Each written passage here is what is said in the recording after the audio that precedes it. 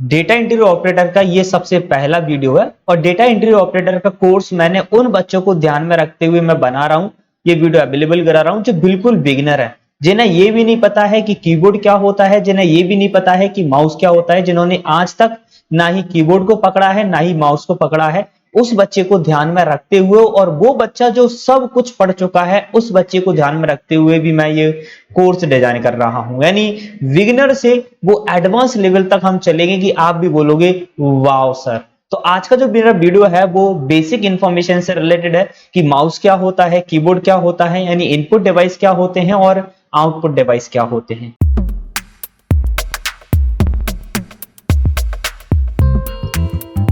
Computer fundamental, यानी आपको data entry operator के कोर्स में सबसे पहले कंप्यूटर के कुछ फंडामेंटल्स पता होना चाहिए, कुछ बेसिक इंफॉर्मेशन आपको पता होना चाहिए, जैसे कि सिस्टम यूनिट क्या होता है, कंप्यूटर आउटपुट डिवाइसेस क्या होते हैं, इनपुट डिवाइसेस क्या होते हैं, स्टोरेज क्या होती है, ये कुछ बेसिक इंफॉर्मेशन आपको पता होना चाहिए। सबसे पहले आपको पता होना चाहिए कि कंप्यूटर वाकई में क्या होता है। तो कंप्यूटर एक ऐसी मशीन है जो यूजर से क्या करता है, इंस्ट्रक्शन लेता है, यानी इनपुट लेता है, उसके आधार पर प्रोसेस करता है। जैसे कि सपोज कि हम कंप्यूटर को 2+2 देते हैं, अब वो 2+2 को क्या बनाएगा, 4 बनाएगा। 4 बनाने की प्रक्रिया होती है जिसे प्रोसेस के नाम से जानते हैं, 4 बना देगा। ये जो 4 जिसके माध्यम से बनते हैं उन्हें प्रोसेसर या प्रोसेसिंग डिवाइसेस कहते हैं, और 4 जिसके माध्यम से आपको दिखाई देते हैं उन्हें मेरे दोस्तों हम आउटपुट डिवाइस के नाम से जानते हैं। अभी हम इनपुट और आउटपुट पर भी बातें करेंगे। ओनली अभी हमने कंप्यूटर का बेसिक देखा है कि कंप्यूटर का बेसिक क्या होता है। यह सिस्टम यूनिट मतलब एक बॉक्स होता है जिसके अंदर कंप्यूटर का हर एक पार्ट रखा होता है, जैसे कि मदरबोर्ड है, सीपीयू है, प्रोसेसर है ना। यहाँ पर विभिन्न प्रकार की जो चीजें होती हैं कंप्यूटर की, वो सारी चीजें आपको सिस्टम यूनिट के अंदर देखने को मिलती हैं। आउटपुट डिवाइस मतलब वैसे डिवाइस जिनसे आपको कोई इंफॉर्मेशन प्राप्त होती है, और ये जो इंफॉर्मेशन है आपको दो प्रकार से मिल सकती है। एक तो ये इंफॉर्मेशन आपको सॉफ्ट कॉपी में मिल सकती है, दूसरा इंफॉर्मेशन ये आपको हार्ड कॉपी में प्राप्त हो सकती है। सॉफ्ट कॉपी और हार्ड कॉपी मतलब ऐसी कॉपी जो आप देख सकते हैं और ऐसी कॉपी जिसे आप महसूस कर सकते हैं। जैसे कि जो कॉपी आपको मॉनिटर पर दिखाई देती है, इस मॉनिटर पर दिखाई देती है, वो क्या कहलाती है, वो सॉफ्ट होती है, यानी उसे हम देख सकते हैं। और ये जो कॉपी आपको जो प्रिंटर जो रखा हुआ है इसके माध्यम से प्राप्त होती है, इसे हम प्राप्त कर सकते हैं, इसे महसूस कर सकते हैं और इसे हम छूकर देख सकते हैं। ये क्या कहलाते हैं, हमारे आउटपुट डिवाइसेस कहलाते हैं। ठीक है। यहाँ पर इनपुट डिवाइस मतलब ऐसे डिवाइसेस जो कंप्यूटर को इंस्ट्रक्शंस देते हैं। जैसे मुझे 4 बनाना है, अब 4 कैसे बनाना है, 2+2 से बनाना है, तो ये 2+2 कंप्यूटर तक पहुंचाना, 2+2 कंप्यूटर के प्रोसेसर तक पहुंचाना, कंप्यूटर के प्रोसेसिंग डिवाइस तक पहुंचाने का जो काम होता है वो इनपुट यूनिट्स का होता है। 2+2 यानी जो जिसके माध्यम से हम कंप्यूटर को अवेलेबल कराएंगे या सिस्टम यूनिट को अवेलेबल कराएंगे वो एक्चुअली में इनपुट डिवाइसेस कहलाते हैं। जैसे कि कीबोर्ड, माउस, अभी हाल ही में बातें करेंगे। मास स्टोरेज का मीनिंग क्या होता है कि एक ऐसा डिवाइस जहां आपके डेटा को स्टोर करके रखा जा सके।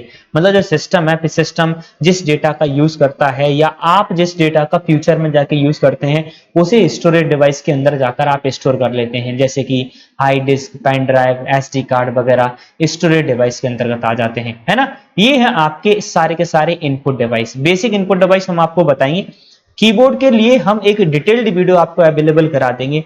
कीबोर्ड में डिटेल्ड इंफॉर्मेशन दे देंगे, कीबोर्ड के अंदर कौन कौन सी कीज होती हैं और किस कीज का क्या यूज होता है, आपको ये पता होना चाहिए। अगर आप कंप्यूटर डेटा एंट्री ऑपरेटर का कोर्स ज्वाइन कर रहे हैं या फिर डेटा एंट्री ऑपरेटर की जॉब करने जा रहे हैं तो कीबोर्ड के शॉर्टकट्स आपको बहुत ही हेल्प करते हैं या बहुत ही आपके लिए बेनिफिशियल होते हैं। चलेगा, तो कीबोर्ड को मैं डिटेल्ड में पढ़ाऊंगा। इनपुट डिवाइस है, ओसीआर का फुल फॉर्म होता है ऑप्टिकल कैरेक्टर रीडर। इसका यूज एक्चुअली में हार्ड कॉपी जो होती है, जैसे बड़ी बड़ी बुक्स होती हैं, उन बुक्स को सॉफ्ट कॉपी में कन्वर्ट करना होता है। मतलब कि ये जो बुक्स का पेज है, यहाँ जो भी टेक्स्ट लिखा हुआ है इस टेक्स्ट को ऑटोमेटिकली टाइप करने के लिए एक्चुअली में ओसीआर का यूज होता है। माउस का यूज जो होता है आपके आइकन्स पर क्लिक करना, जैसे कि डेस्कटॉप जो होता है, जैसे कि मैं आपको यहाँ बता देता हूँ डेस्कटॉप क्या कहलाता है।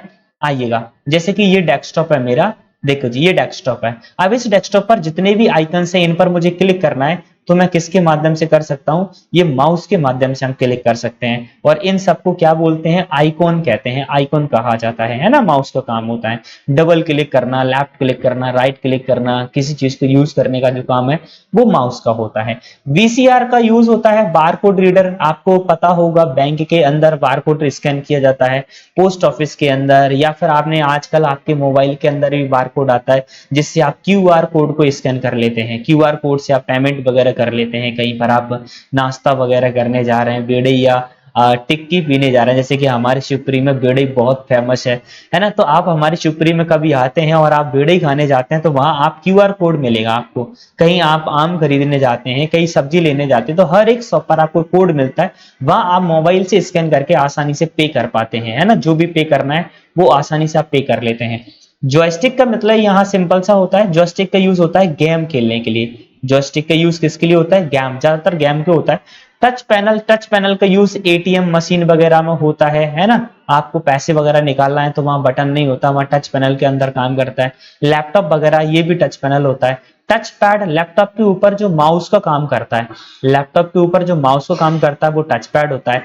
एमआईसीआर का प्रयोग होता है, मैग्नेटिक इंक कैरेक्टर रीडर होता है। बैंक के अंदर जो चेक होता है ना, चेक को पढ़ने के लिए बैंक के अंदर ज्यादातर मैग्नेटिक इंक कैरेक्टर रीडर होता है। एमआईसीआर का प्रयोग ज्यादातर बैंक के अंदर चेक पढ़ने के लिए करते हैं। और आजकल एटीएम वगैरह को रीड करने के लिए वो मैग्नेट जो आपने देखा होगा एटीएम के अंदर जो मैग्नेट लगा होता है उसे रीड करने के लिए भी यहाँ पर एमआईसीआर यूज होता है, जिसे मैग्नेटिक इंक कैरेक्टर रीडर कहते हैं। ट्रैक बॉल एक माउस होता है, स्कैनर का बहुत ज्यादा यूज होता है। देखिएगा दो तीन चीजें जो हैं वो आपके डेटा एंट्री ऑपरेटर में बहुत ज्यादा यूज होती हैं। एक स्कैनर हुआ, दूसरा कीबोर्ड हुआ, अगला यहाँ पर माउस हुआ, और एक यहाँ होगा वीसीआर बारकोड रीडर। अगर कहीं आपको मॉल वगैरह में जगह मिल गया कहीं पर जॉब, और एक यहाँ पर होगा एमआईसीआर। ये जो चीजें हैं वो डेटा एंट्री ऑपरेटर में बहुत ज्यादा यूज की जाती हैं, है ना। स्कैनर का जो यूज होता है वो हार्ड कॉपी जो होती है ना, हार्ड कॉपी जो होती है दोस्तों, उस हार्ड कॉपी को सॉफ्ट कॉपी में कन्वर्ट करने का जो काम होता है।